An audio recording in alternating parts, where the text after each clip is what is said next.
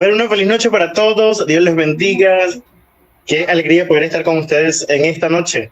Un feliz sábado, Manuel. ¿Cómo te portas? Feliz sábado, Dilner. Todo bien, gracias al Señor. ¿Cómo está todo por allá?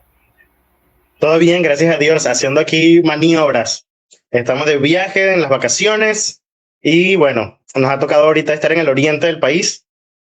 Así que estamos tratando de ver cómo mejoramos para estar con ustedes entonces en esta noche. Noche de la última lección de inverso por este año. Ok.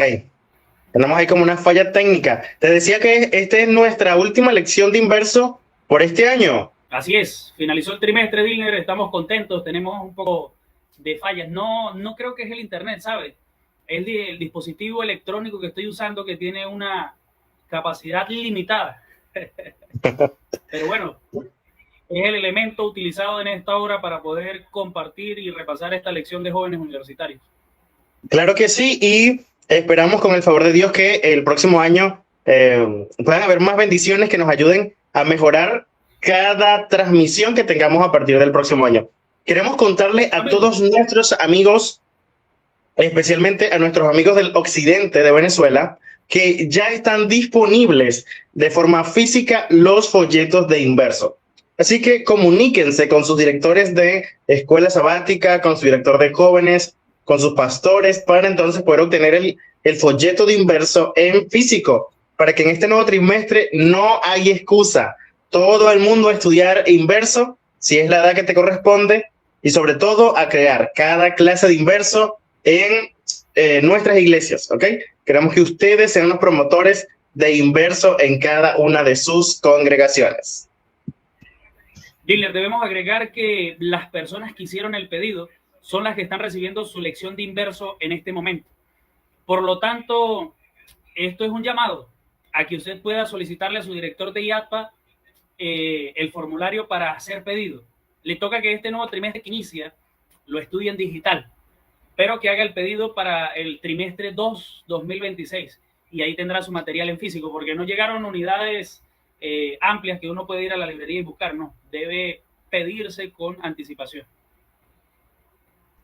Pero ya es un avance, que tengamos mucho en mi iglesia llegó, así que vamos avanzando en favor de que la clase de inverso sea una realidad en cada una de nuestras congregaciones. Y precisamente en esta última lección hablaremos de algunos tópicos importantes: justicia, misericordia, en esta conquista que ha llevado el pueblo de Israel. Yo creo que es fascinante ver cómo Dios ha estado obrando a través del pueblo de Israel para lograr ver la promesa que Dios le había dado a este pueblo tan especial. Y creo que esto también nos debe motivar, porque nosotros estamos muy pronto a ver la Canaán celestial, ¿ok? Estamos en rumbo a esa conquista. ¿No es así, Emanuel? Así es. Y es interesante que la lección nos habla de la entrada a tierra prometida y de conocer nuevos lugares. Cuéntanos, ¿desde dónde nos acompañas hoy? Nuestros amigos están curiosos por eso. Bueno, hoy estoy desde Maturín. Estoy en el estado Monagas. Estamos compartiendo algún tiempo de vacaciones y luego vamos a viajar nuevamente a los llanos. Vamos a ir a Carigua. Así que estamos disfrutando unos días por aquí por Maturín y luego iremos allá. ¿Y tú dónde andas, Emanuel? Yo estoy ya aquí en el cantón, municipio Andrés Eloy Blanco del estado de Barinas. No, imagínense, pues. Ya está consentido por su madre. A la quien le enviamos saludos, que siempre está activa ahí en inverso. Así es, así es. Qué bendición entonces, Dilner. Bueno, yo creo que ya es preciso que podamos orar para iniciar. ¿Te parece que nos ilustres luego de la oración? Está bien. Bueno, tienes el derecho, el don, la autoridad para que tengas la oración inicial. Oramos. Querido Dios y Padre Celestial, te agradecemos por tus bondades y por la oportunidad que nos das de conectarnos. A pesar de estar en diferentes lugares, sabemos que tú estás con nosotros. Queremos implorarte, Señor, que nos ayudes en el estudio de tu palabra, en el nombre de Jesús. Amén y amén.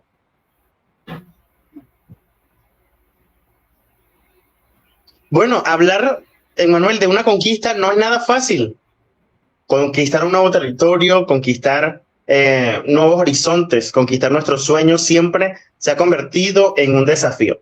Pero la conquista de Canaán, muchas personas suelen rechazarla porque piensan que entonces estos episodios de la Biblia presentan a un Dios como que violento, imposible de conciliar, ¿verdad? Y a veces es muy difícil para algunos poder ver a este Dios que está batallando, que está haciendo guerras para que el pueblo pueda obtener la tierra prometida, con el Dios del Nuevo Testamento, que parece un Dios que ama, un Dios que hace milagros, un Dios que solamente está pendiente de sanar y de amar a las personas. Pareciera que hubiese una diferencia entre el Dios del Antiguo Testamento y el Dios del Nuevo Testamento.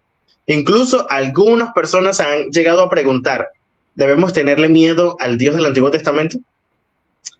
Y fíjense que el juicio, entonces, en Josué, no es una contradicción, sino un anticipo limitado del juicio final y universal, que la Biblia anuncia en diferentes maneras. Desde el principio hasta el fin, Dios nos habla de un juicio que se va a realizar, ¿ok? Así que esto solamente es un abreboca de lo que va a suceder en el tiempo final. Ahora, Manuel, ¿tú crees que el Dios del Antiguo Testamento y el Dios del Nuevo Testamento son iguales, son diferentes? ¿Cómo es esto? Yo creo que son iguales, aunque cuando leo parece que son diferentes. Y aquí es difícil, Dilner, a veces para nosotros, ¿no? En nuestra humanidad, conciliar estas dos ideas. Hace un tiempo vi ese libro y quería leerlo, el que mencionaste hace un momento. ¿Es posible creer en el Dios del Antiguo Testamento? ¿O debemos temer al Dios del Antiguo Testamento? No recuerdo bien el título del libro, y yo quería leerlo, y estaba allí atento, y el varón Julio Valera me lo prestó. Y realmente el abordaje del tema de este libro es bastante interesante, por lo mismo, porque a veces a nosotros nos cuesta conciliar el Dios del Antiguo Testamento con el del Nuevo, y como el del Nuevo dice que incluso con el pensamiento tú ejecutas el pecado, y parece que el del Antiguo te envía a pecar de forma directa en el asunto de las guerras.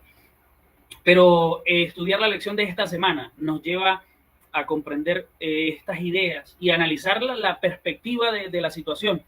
Yo creo que amplía nuestra cosmovisión.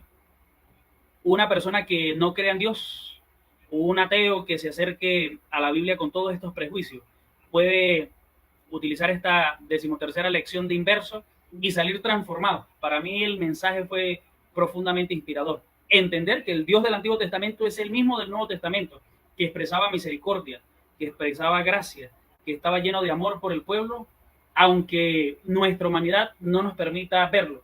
El asunto aquí, Dilner, es la arrogancia. Yo quiero entender las cosas como a mí me parece que son lógicas. Yo quiero que Dios actúe como yo creo que es lógico y consecuente, pero la Biblia nos enseña algo pues totalmente diferente y nos muestra un Dios amoroso y misericordioso. No, excelente. Y sabes que es interesante porque el pueblo de Israel vivía dentro de una teocracia única. Es decir, Dios dirigía y ejecutaba la justicia. Algo que realmente ningún gobierno humano puede reclamar, porque si no, entonces caería en el abuso y la tiranía. Mayormente los gobiernos humanos que se vuelven autoritarios terminan en este mismo problema. Sin embargo, el pueblo de Israel tenía una gran bendición. Dios era su rey, ¿ok?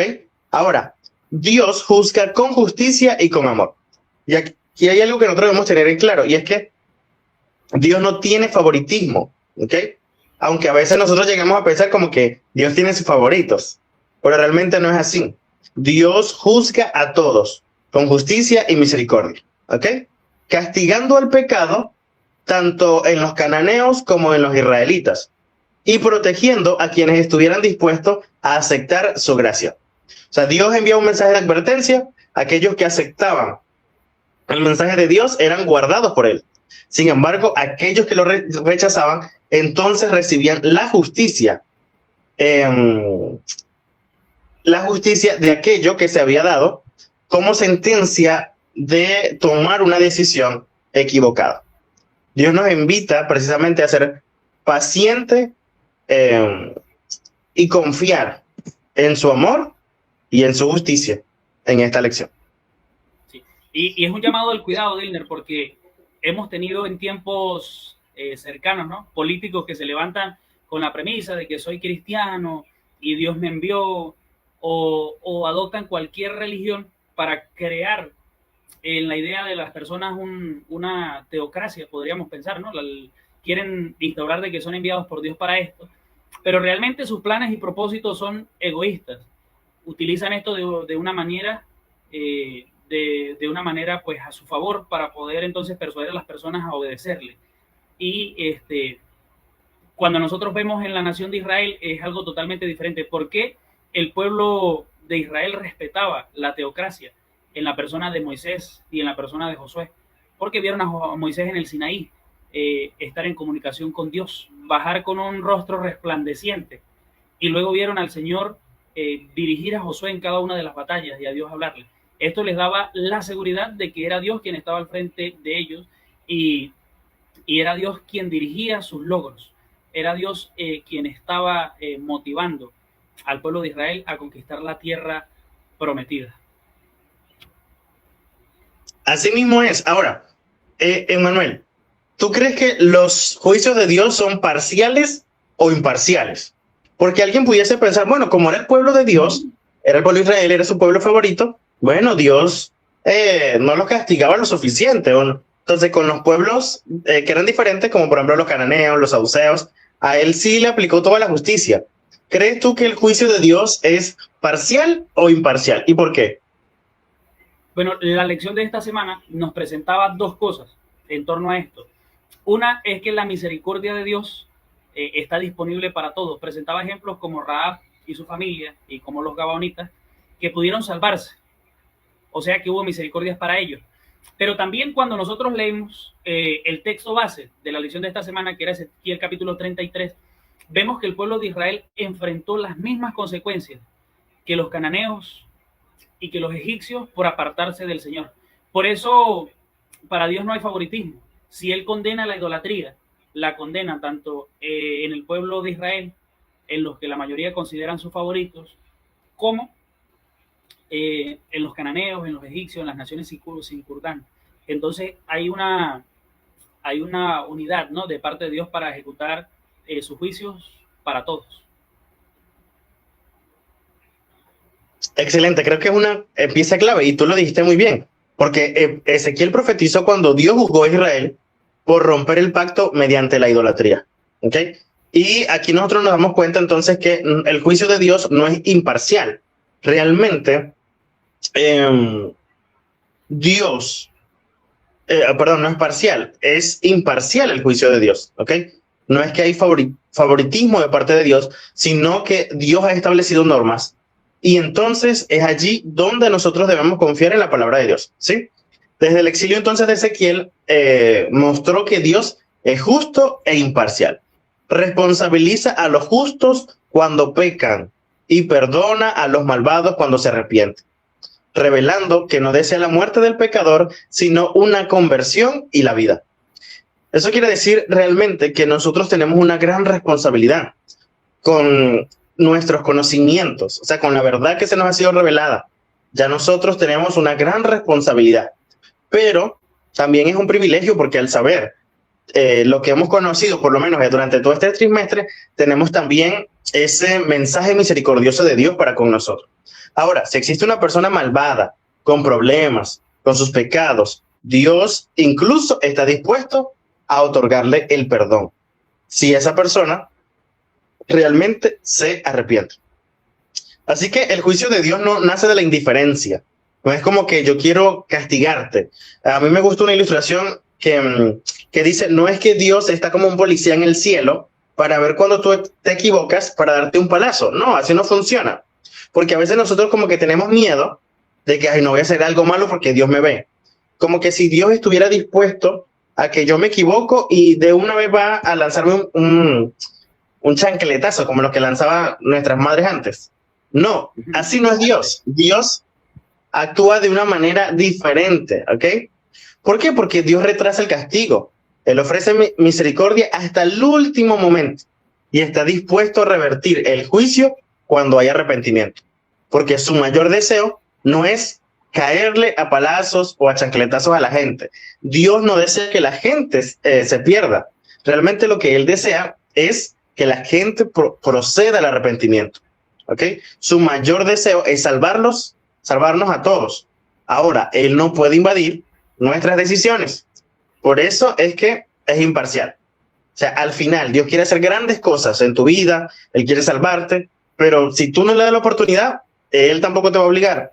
Él te va a decir, ok, haz lo que tú estás haciendo y al final cosecharás la consecuencia de eso. Y creo que, Emmanuel, otro de los desafíos son las guerras espirituales. Cuéntame. Que mira, a veces cuesta conciliar estas ideas, ¿no? Por ejemplo, nos expresaba la lección que las mismas abominaciones que hicieron que Dios trajera la espada contra los cananeos en tiempo de Josué, lo llevaron a traer la espada contra los israelitas en el tiempo de Ezequiel.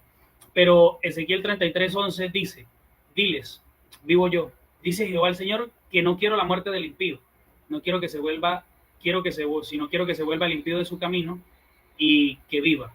Volveos de vuestros malos caminos. ¿Por qué moriréis, oh casa de Israel? Y ahí encontramos al Señor hablando, diciendo que no desea la muerte del impío. El asunto es que este texto contrasta con lo que nosotros entendemos de forma primaria al leer el libro de Josué, y es creer que el Señor tiene como propósito destruir al malvado. Él nos está diciendo que quiere que nosotros cambiemos nuestra conducta y que podamos vivir, que no debemos morir.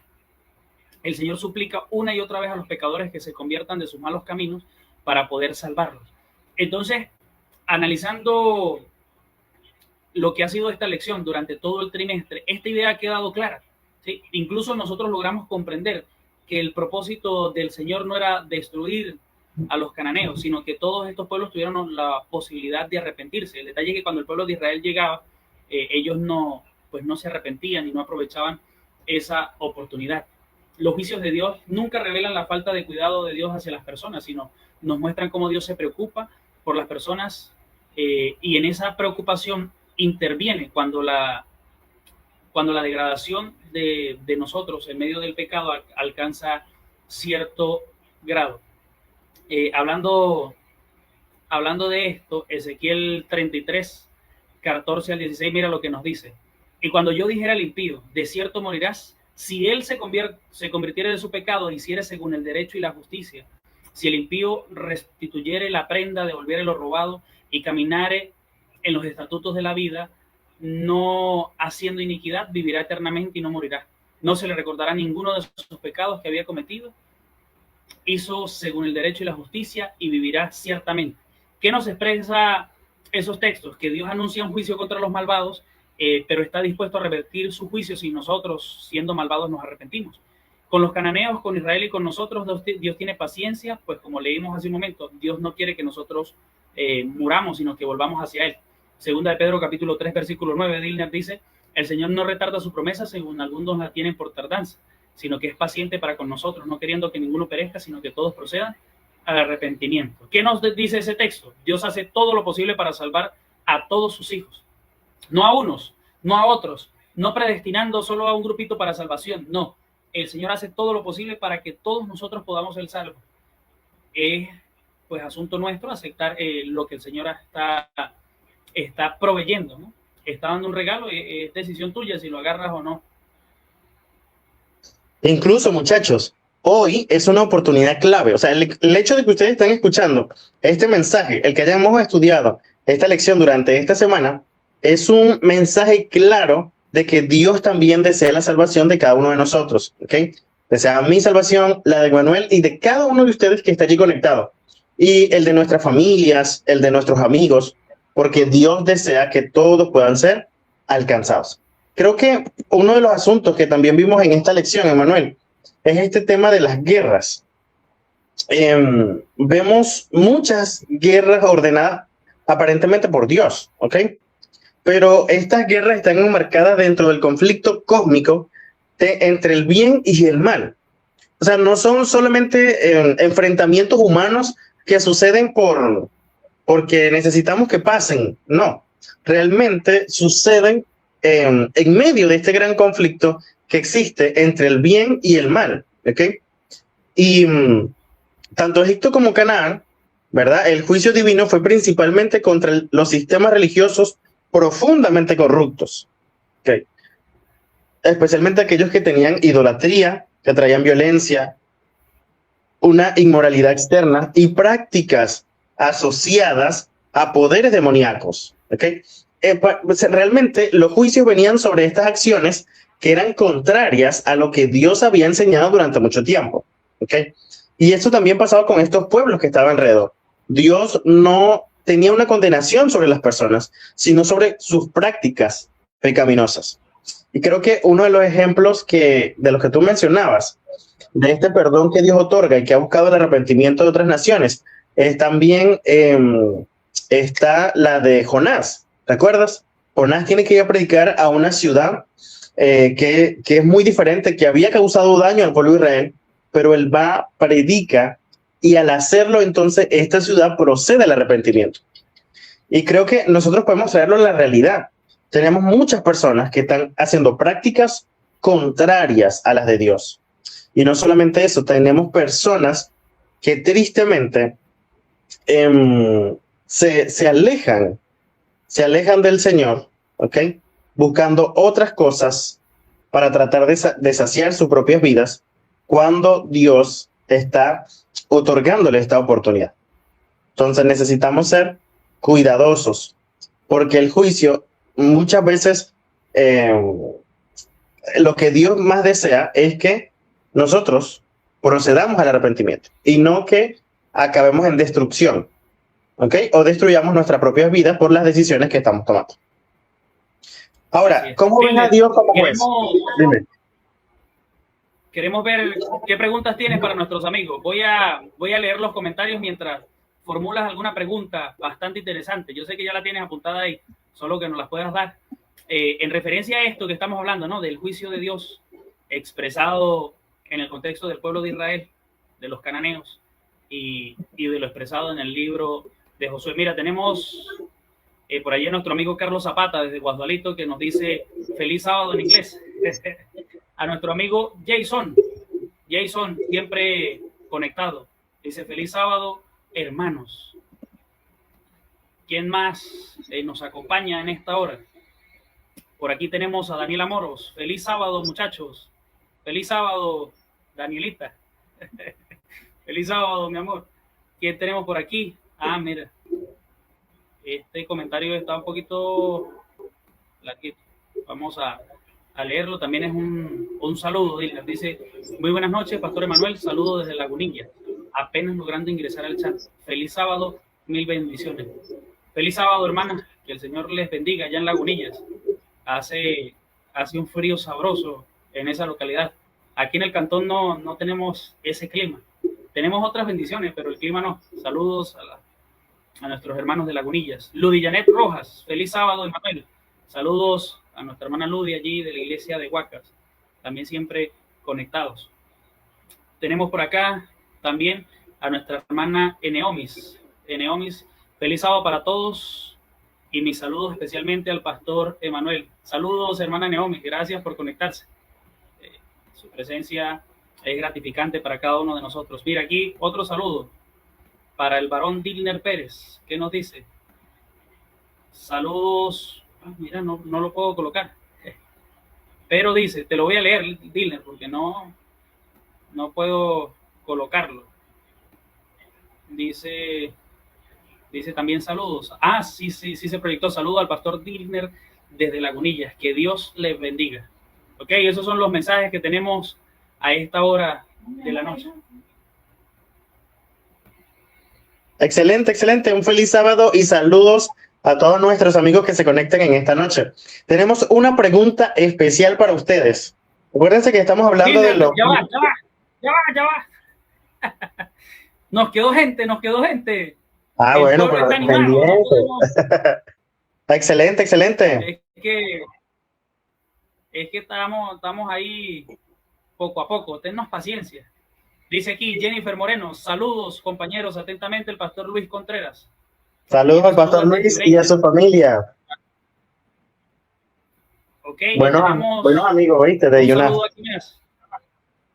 Sí, Qué poderoso. Tenemos que invitar al pastor Luis un viernes para que nos acompañe.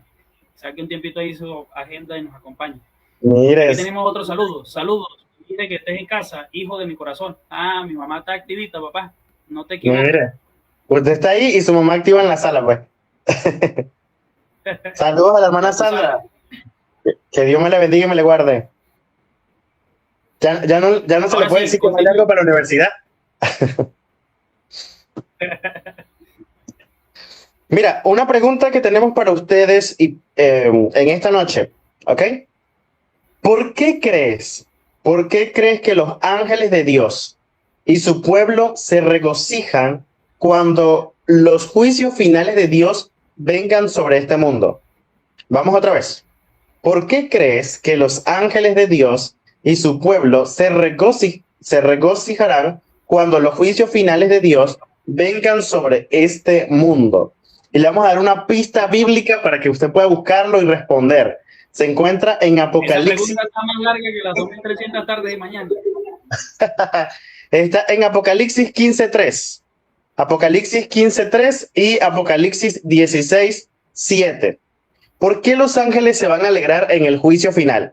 ¿Por qué creen ustedes que sucederá eso? Bueno, démosle chance de que comenten y respondan.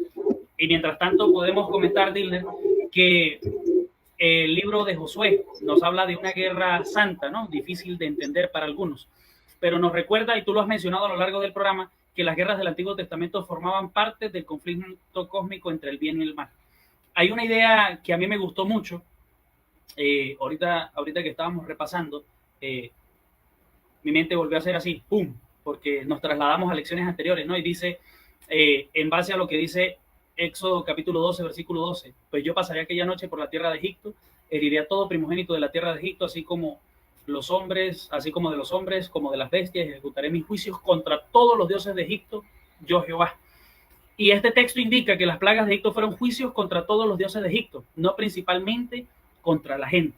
Cuando esa idea la repasamos, yo creo que el Señor nos iluminó. Sentí la iluminación del mensaje. ¿Por qué? Porque el asunto que estamos abordando desde el inicio de la lección es que las personas cuando leen Josué dicen, esto es una locura, que Dios esté haciendo esto contra la gente. Pero cuando estamos analizando lo que dice Éxodo capítulo 12, versículo 12, y vemos el desarrollo de la historia, Dios no está atacando a las personas, sino está realizando juicios principalmente contra estas deidades, contra la adoración de estas deidades. Y mira que en el caso de Egipto, la lección pues era muy concisa, ¿no? En lo que la idolatría que ellos vivían, esta nación, la nación de Egipto, y las consecuencias de esto. Por ejemplo, los mitos y las leyendas de sus dioses estaban llenos de violencia y perversión. Normalizaban el incesto, la violación, la mutilación y el asesinato. Sus obras de arte y literatura representaban a sus dioses como seres desenfrenados y lujuriosos que se entregaban a actos sexuales entre sí, con personas y con animales. ¿Ves esa locura, Dilner? Lo que sigue diciendo, la religión egipcia también promovía la brujería, la hechicería, la comunicación con los muertos, lo que situaba en estrecha asociación con los seres oscuros del mundo sobrenatural.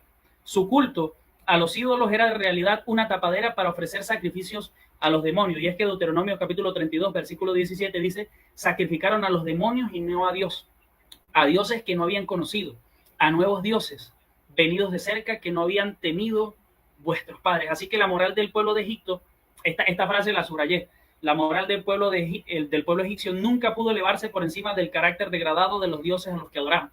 ¿Qué encontramos en este texto? ¿No? La ley de la contemplación. Nunca lograron elevarse por encima del carácter degradado de los dioses a los que adoraban. Por eso es que el Señor está trabajando en nuestras vidas por medio del Espíritu Santo. Decía el doctor Leo en cada clase, imago Dei, hechos a imagen de Dios. El Dios de la Biblia está por medio del Espíritu Santo volviendo a plasmar su imagen en nosotros, esa imagen que el pecado dañó. Pero si una persona adora este tipo de dioses que realizan todas esas cosas, ¿a dónde van a llegar? Por medio de la contemplación se van a parecer a sus dioses. Por eso la depravación tan grande que experimentaban estos pueblos.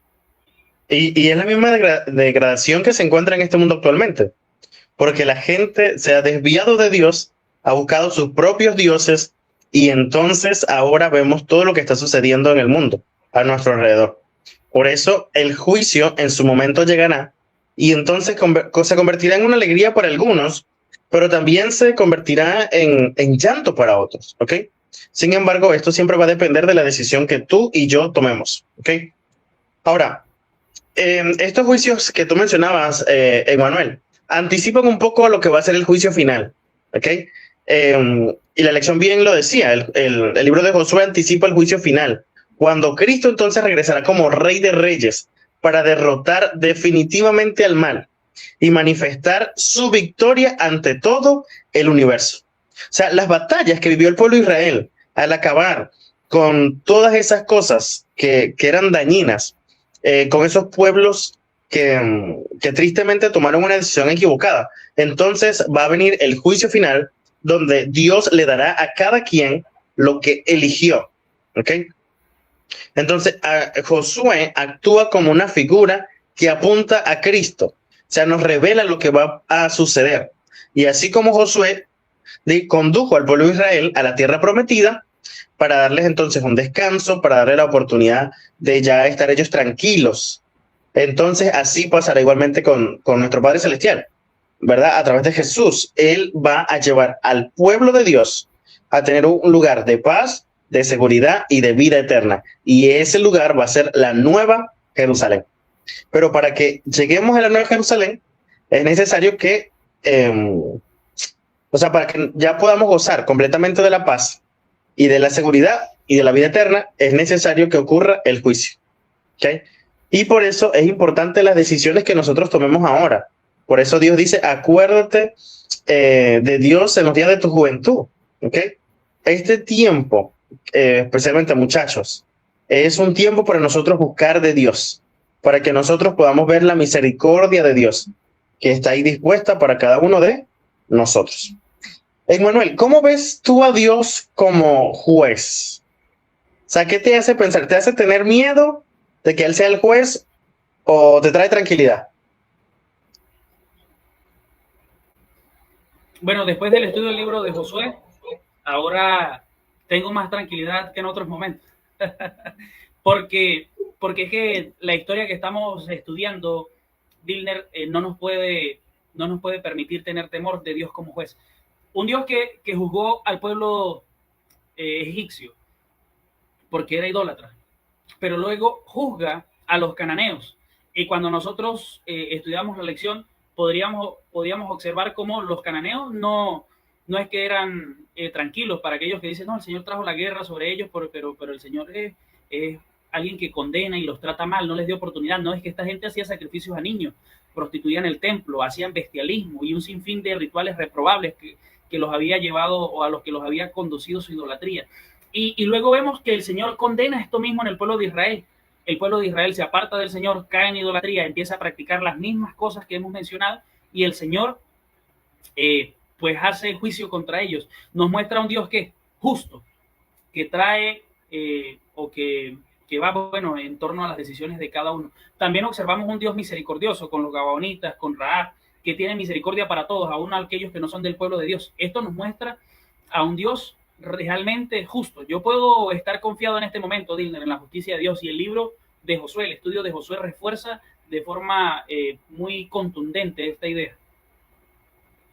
Pero también, pues, acotando lo que tú estás diciendo, también este libro entonces nos desafía a cada uno de nosotros, porque ya sabemos que tenemos un Dios justo, un Dios que está ahí dando misericordia, un Dios que al igual que cuidó al pueblo de Israel, nos va a cuidar a nosotros, como tú mencionabas, pero es un Dios que nos desafía a ser leales y a tener fe.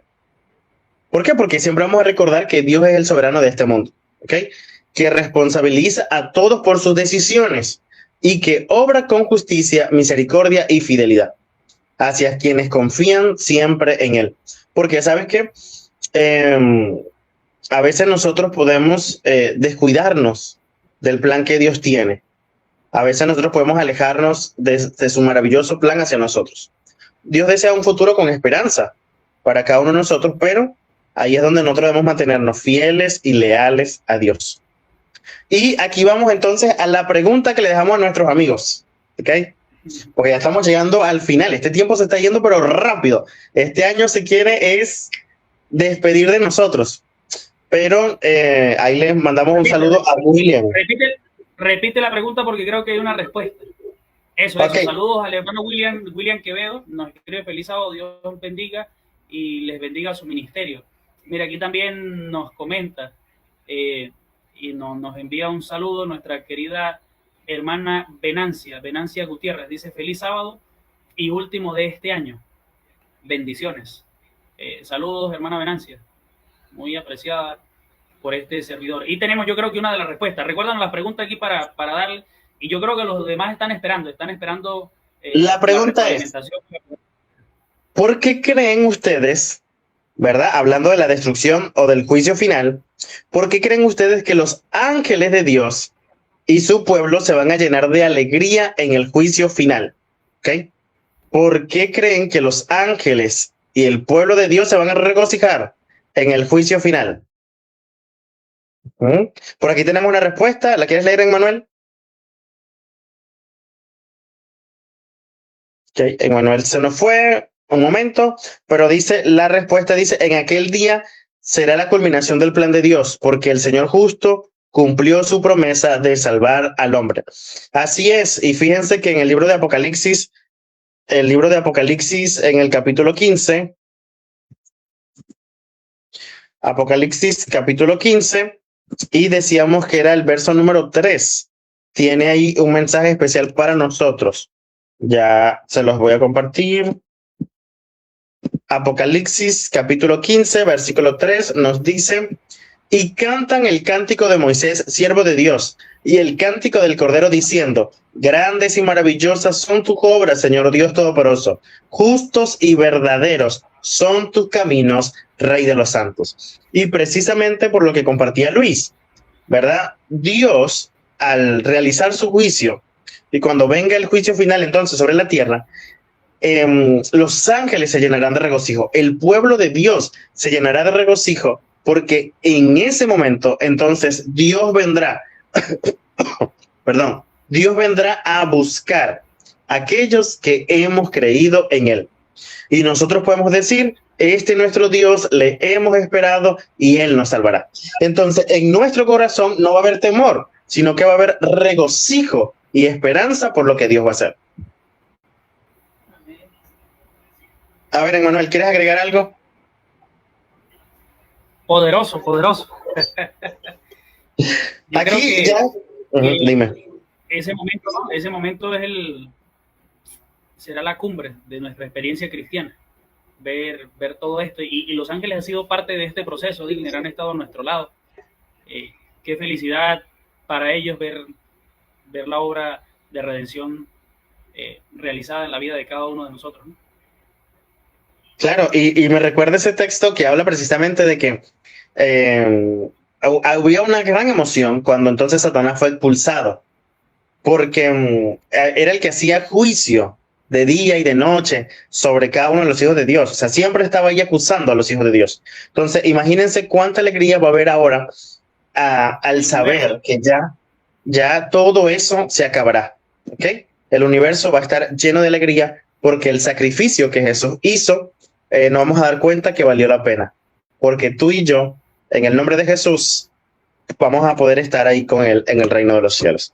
Ahora, palabras finales, Juan Manuel. ¿Qué lecciones claves del libro de Josué quieres grabar en tu memoria? Y eso también queremos dejarlo para nuestros amigos. ¿Qué lecciones del libro de Josué quieren grabar en su mente? Déjenlo ahí en los comentarios. Queremos leerlos a ustedes. Ya estamos a minutos de terminar, pero queremos que ustedes dejen su comentario allí para nosotros leerlos. Sí, mira, Liles, yo quiero finalizar resaltando algo que tenía la lección, ¿no? Que quizás pasamos por alto un poquito de la lección de esta semana. Es una declaración que huele a lo expresado por nuestro hermano Juan Luis Guerra. Cuando la escucho en mi mente suena el pa pa pam pam pam pam pam pam pam, y es que Éxodo 23-28 decía, enviaré delante de ti la avispa para que eche fuera al Ebeo, al Cananeo, al Eteo delante de ti. ¿Qué nos decía la lección en base a esto? Dios deseaba entregar la tierra de Canaán en sus manos, hablando del pueblo de Israel, de la misma manera milagrosa de la que los había liberado de Egipto. Su propósito original era expulsar a los cananeos por medio de obras sobrenaturales. Y la señora White comenta acerca de esto, dice, pero por causa de la incredulidad del pueblo, Dios no pudo obrar en favor de ellos de la forma en la que se había propuesto. Dice Patriarca y Profetas, no quería él, hablando de Dios, que obtuvieran posesión de la tierra por la guerra, sino mediante la obediencia estricta a sus mandamientos.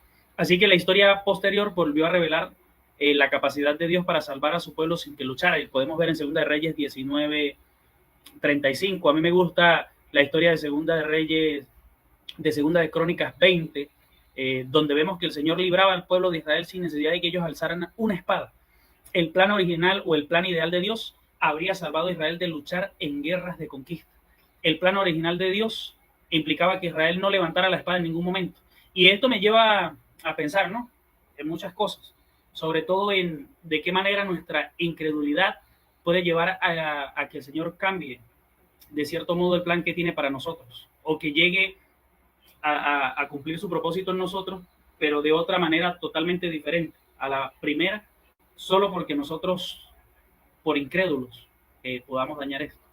Es un desafío, y es el desafío que nos ha dejado la lección, a creer completamente en Dios, a confiar en sus promesas, a confiar en sus palabras, también a que la forma en la que Dios dirige la historia es la forma correcta, porque Dios es soberano en este universo, es el creador de todas las cosas, es el creador de cada uno de nosotros, y sus propósitos y planes son planes de paz, de tranquilidad, de restauración y de salvación para cada uno de nosotros.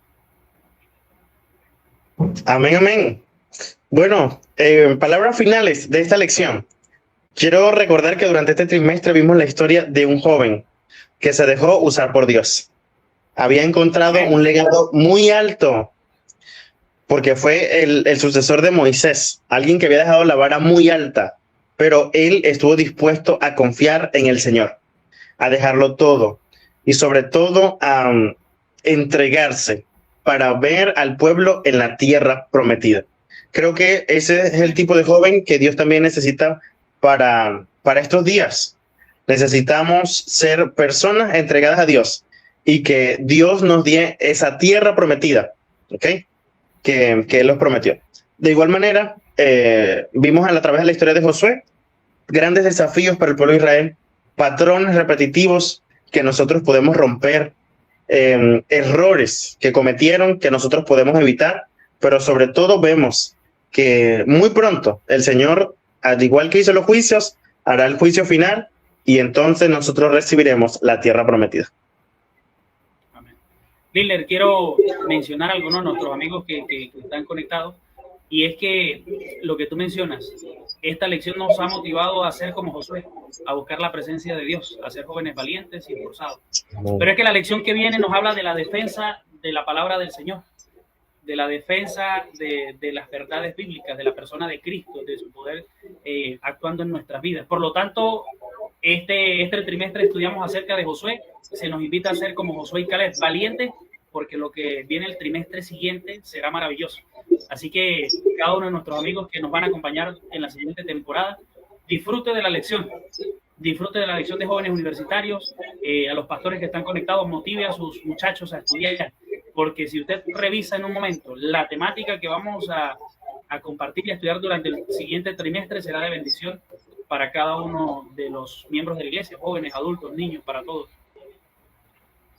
Así es, así que llegamos al final, muchachos, que el Señor les bendiga, que tengan unas felices fiestas, lo que está quedando, que disfruten de este último sábado en cada una de sus congregaciones o en las congregaciones que visiten, que pongan a Dios siempre en primer lugar al celebrar este último sábado del año, pero a prepararnos con todo para que este año 2026 sea un año de gran bendición.